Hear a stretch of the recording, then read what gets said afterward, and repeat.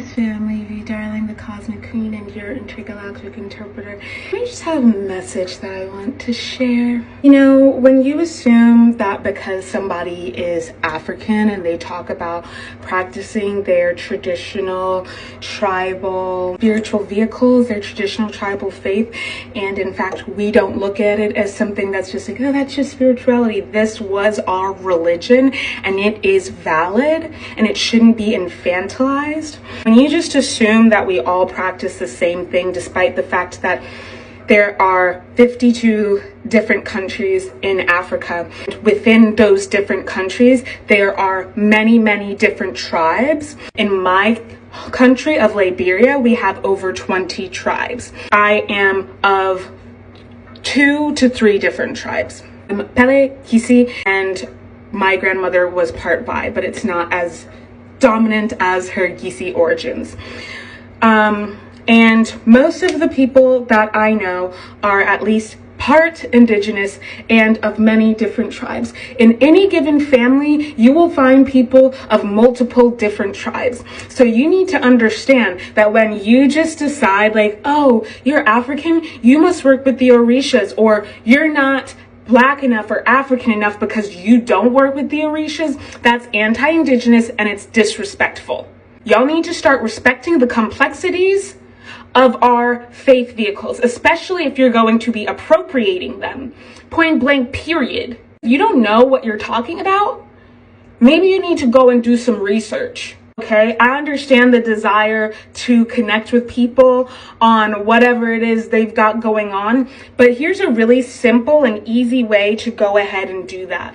You can just ask them, because you also don't want to go around assuming that everybody is practicing when a lot of people are deeply, deeply entrenched in monotheistic Abrahamic religion that has been forced upon us by the colonizers because of colonial trauma and fear. Okay? Y'all need to understand. It's not the same thing. They're not all the same practices. But y'all don't understand that because you all think about Africa as if it's just one big country. And somehow everybody on this massive continent is doing the same stuff, living the same way, feeling the same things, as if we don't have our own deep, rich, textured history, when we do, and actually it's longer than most of yours, especially if you're American. And this is the problem that I want to address.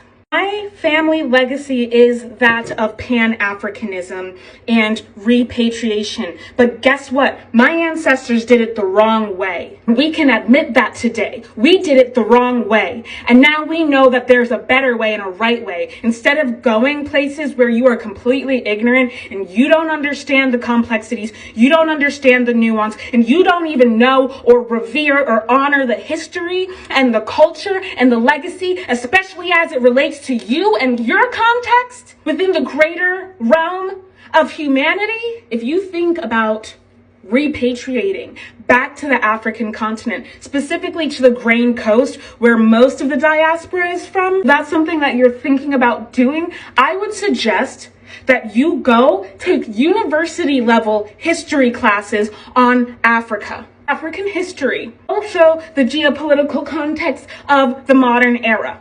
Understand colonialism, understand sociology. You don't just get up and go places, because that is more colonization. You need to decolonize yourself before you go anywhere. Because I can tell you this much, West Africans, I'll say, are by and large very loving and want to welcome people into our arms. And by opening up ourselves to accepting and welcoming people in, we're opening up ourselves to danger of more insidious covert forms of colonization. Me personally, I won't stand for that. Point blank, period.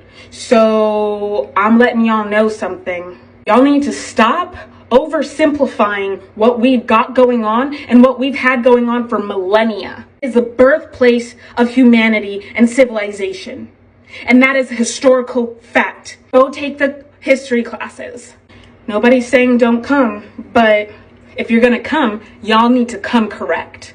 And I myself had a lot of decolonization work to do upon myself. understand my privilege and where I am situated within the context of my history before making any decisions about how to approach my country, where I'm from, and the culture that I was raised in. So, I got a little bit heated, but this is an invitation, really. And I feel like not enough people are saying it, and part of that is because a lot of Africans are still extremely colonized and don't want anyone to practice our indigenous tribal beliefs. However, many of us in the diaspora are waking up to our calling because we are being called back home. We are being called back to our practice. We are being called back into our power. With all that being said, I love you all truly and deeply, and happy hunting.